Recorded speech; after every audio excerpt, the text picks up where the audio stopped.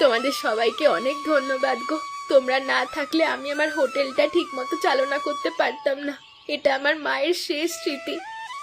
তোমার মা আমাদের জন্য অনেক কিছু করেছেন, কিন্তু বিনিময়ে তিনি সব সময় মানুষের থেকে অপমানিত হয়েছেন।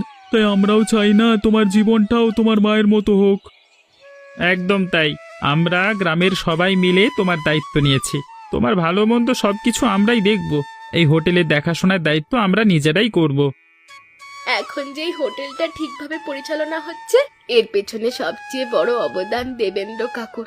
তিনি না থাকলে এত ভালো করে হোটেলটা চলতো না। দেখলে তো সবাই বলে রক্ত কথা বলে।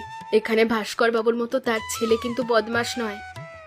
ভাস্করবাবুর পাপের শাস্তি তিনি নিজেই পেয়েছেন। আশা করছি এ গ্রামে অন্য কেউ ভাস্করবাবুর অবস্থা দেখবার পরেও কোনো কুকর্ম করবার সাহস পাবে না। তবুও আমি চাই এই গ্রামের সবার যেন একটা নিশ্চিত